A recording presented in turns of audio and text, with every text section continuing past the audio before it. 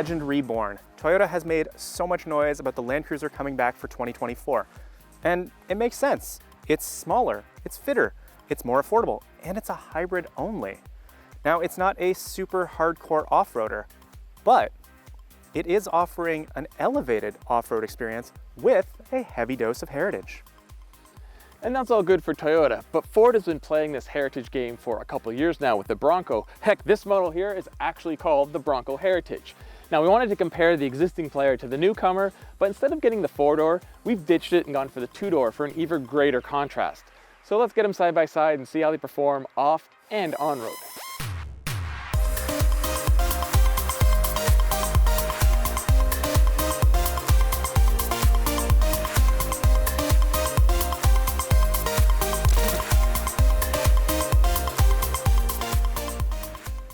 We'll get you back to the off-roaders comparison in a second, but first let's take a moment to talk about protecting your vehicle. Custom made for an exact fit, WeatherTech offers complete protection for your vehicle's interior, which is extra important with mud-loving SUVs like these. There's the original WeatherTech floor liner and new floor liner HP made from a more flexible material. Both work with your OE floor mat clips and protect up the side of your footwell, plus the floor liner HP comes with these spikes for even better grip.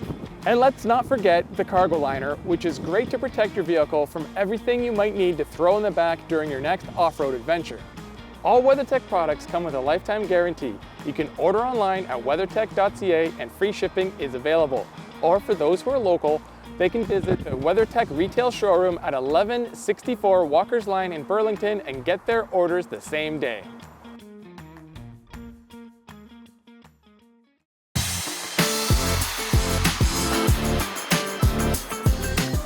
So before you start to comment, we fully know that these two vehicles probably aren't getting cross-shopped too much. It isn't even an apples to oranges comparison. It's like an apples to rocket launcher comparison.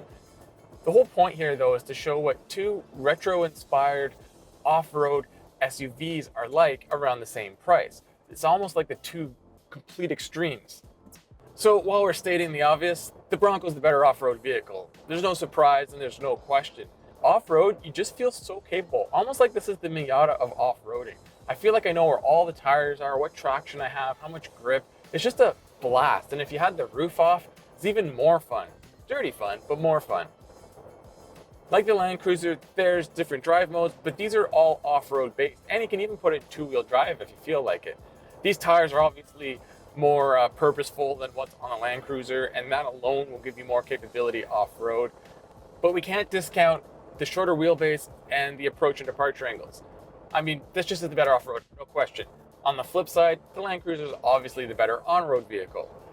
This thing with its giant 315 meaty mud tires makes a lot of road noise. They are very squishy and you don't get great steering feel. It's just a less pleasant ride. When you hit bumps of even small to medium size, it's jarring in here and the roof will squeak sometimes over larger bumps. The two drivetrains are very different, but almost have the same output. This has a touch more horsepower, and then the Land Cruiser has a lot more torque, but that's only when it's battery enabled. The turbocharged 2.7 liter V6 has a lot of grunt through the whole RPM range, which isn't always the case with engines like these, and it makes a decent sound out the back. Acceleration in the city or on the freeway is more than adequate, just like the Land Cruiser. And the 10-speed automatic is really good at knowing what gear you should be in at what time. It is possible to catch it off guard every once in a while, especially in one of the more normal driving modes, where you can slam down the accelerator and after maybe a second and a half, it finally kicks down 2 gears. But when I'm off-roading in low gear, it worked great. When I'm just doing regular city driving or cruising, it worked great. I have zero complaints with this drivetrain. Other than fuel economy, at 17 miles per gallon city and highway, it can't come close to what the Land Cruiser's hybrid can do. So there's a mark against the Bronco. I have to give it to the Land Cruiser and Toyota. It does look pretty retro cool, especially the first edition we have on hand. But when it comes to style, it's no contest. This is the winner. The baby blue paint, the white roof, the way the alloy wheels look like old Steelies. Ford has nailed the retro look to this, and everywhere we take this car, we're getting compliments, stares, people are taking pictures. It's just a fun, cheerful car, or SUV, I guess in this case. I just don't know how anyone couldn't appreciate its look. Inside, that cool retro theme continues. We have brown seats and a brown dash, but there are little baby blue accents everywhere to match the exterior paint. This main dash is all white with the red Bronco lettering, which matches the grille. There's red accents. It just looks so cool from the inside, reminds you how cool the outside is. And it's even functional with these great grips at the side of the dash to help you get in and out of this two-door. In fact, in recent memory, I don't think a car I've had home has got as much attention as this has since the Lamborghini Huracan. Not saying something pretty good for Ford. Now, in terms of quality materials on the interior, well, yeah, I can't really match the landcruiser at all. There's hard plastics everywhere. The ones in the rear seats are not the greatest. Nothing all that soft touch, but it almost is charming because it adds to the old school flair of the Bronco. But then when you think of how much money you spent, you look at some of the materials, you realize all the money went into the drivetrain and the removable roof and the paint. Another thing the Bronco's really lacking is features. There's no power seat. Even at a near top trim like this, no power seat for the driver or the passenger. There's no ventilated seats, which is a bit of a frill not needed, and it does have heated seats and a heated steering wheel. And there's hard buttons for all the climate control and main menu. There's dials for the audio system. There's the off-road buttons here, auxiliary buttons up here, and it's got a big touchscreen and a digital dash. So there are some modern technologies in here, but some of the controls, like the windows and the mirrors, seem to be sort of crammed in after the fact, as if they designed the vehicle and they realized they needed to add these features back on. The last point I'll get to is comfort. The ride's choppy with the short wheelbase and the off-road bias suspension. The rear seat has actually surprising room for a two-door. Getting in and out of there isn't the easiest, but adults can fit back there if needed. Up front, comfort as far as the seat and the driving position is great, and sightlines are good. It's just, your usual bucking Bronco ride. I mean, in the end, basically, the Bronco's more of a toy or just almost a lifestyle kind of vehicle, whereas the Land Cruiser can kind of cover more bases, but I don't think it covers the fun you have in here, regardless of street conditions.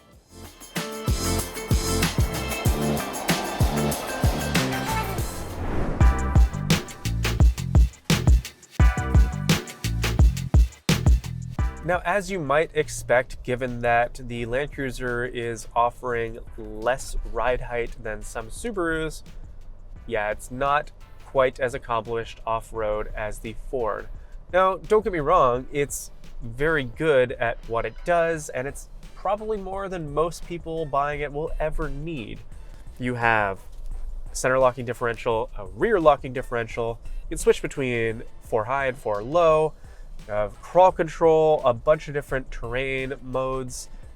It's very friendly, and it all is done very easily through the combination of some buttons and a rotary knob right down by the shifter. I also want to call out again the excellent front-facing camera system because it's a digital spotter. It makes it really easy for you to do a trail without getting someone to check for you if you're cresting a hill. There is the problem with it turning off at a fairly low speed. That is an issue for me, mostly because with this lack of ground clearance, you're very careful in picking your lines on a trail. If you're going pretty quickly, but there are rocks scattered about, that camera is just kind of annoying because you have to keep switching it back on. While it doesn't have the articulation of the Ford, it is a pretty smooth ride, so you're not going to get jostled around too much, which is nice. Of course, the powertrain is another advantage off-road, I would say. It has more torque than the Ford, and while some people might be a little concerned about driving a hybrid off-road and the jerkiness that may or may not come with that, it never materializes here.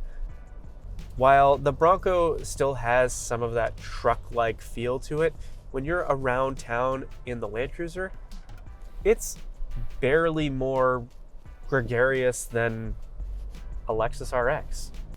The other advantage is that this powertrain is just the better of these two. So it's pretty quick when you want it to be, and it's also better on fuel than the Bronco. It's not as much as you might think considering it's a hybrid, but still, The 10-speed transmission does a really good job of always being in the right gear. It's like so many other aspects of the Land Cruiser where it's just very approachable and easy to get along with. Also, because it's so boxy and you sit pretty high up, you get very clear sight lines all over the Land Cruiser. So you have a distinct idea of where the extremities of the vehicle are, including, thankfully, with these tall side mirrors, you get a good idea of where the roof is, as well as the sides of the vehicle, which is very handy when you're off-roading, say you have low clearance. I know what you're thinking. The Land Cruiser is a four-door. It only comes as a four-door. Of course it has the better interior space than the Bronco. Yes, because I'm Team Land Cruiser, I'm going to agree with that. It's closer than you might think, but still, if you're going to be regularly putting 3 people in this, 3 adults, yeah, this is the better choice. One problem with that is that the load floor is super high because of all the hybrid bits. So while it is a lot of space, it's going to be quite a heft up to get everything in there. Of course, I get the advantage in the Land Cruiser of having both heated and ventilated front seats. And that is the beginning of how the Land Cruiser really is the more sophisticated and luxurious option out of these two. Not only do I have those features for the seats, I have memory seating and power adjustments. Whoa! That power adjustability extends to the steering column as well, which is a feature that a lot of luxury vehicles don't even have. And yes, the Land Cruiser has a pretty standard tailgate. It just opens vertically. But you know what? That's also powered, so point for that. The Land Cruiser has a lot more features, just overall. And that's not even touching on its very extensive safety kit, which includes all the standard things that you would expect in this day and age, like adaptive cruise control, rear cross-traffic alert. It even has a front cross-traffic alert. Both Ford and Toyota have very user-friendly, simple infotainments that are great to use without getting bogged down in submenus. Where the Toyota falls apart, at least in this head-to-head, is that its interior is lacking all the pizzazz that you get in the Bronco. There is black all over the place in here. Yes, there is another color option for the Land Cruiser First Edition, but that's not what we have on test here, is it? It's black everything. It's plastic most everything too, or at least, you know, soft touch materials, which are pretty nice. If I'm gonna rest my hand here to use the infotainment, yeah, it's a good spot to sit. But I just don't get that feeling of specialness that I get in the Bronco. Oh, I'm not doing good for the team here. Hold on. What can I say that's positive? Well, the controls are all very easily laid out. I do like all the controls for off-roading down here by the shifter. It has its grab handles in the correct spot. It has nice air vents. I like them. They're round and provide some visual interest. Chunky shifter is the traditional shifter. We don't have to worry about any sort of weird approach. It just is exactly what it needs to be, which is good. Other bits just feel a little cheap or like afterthoughts. So on the cheap front, we have a very hollow sounding center console. It's just not something I want for what's supposed to be a flagship SUV. And then, I don't love the weird placement of the volume dial sandwiched between the instrument cluster and the touchscreen. I don't necessarily hate that it's in easy reach, of course, that's great, but why is it just protruding in slightly contrasting black plastic?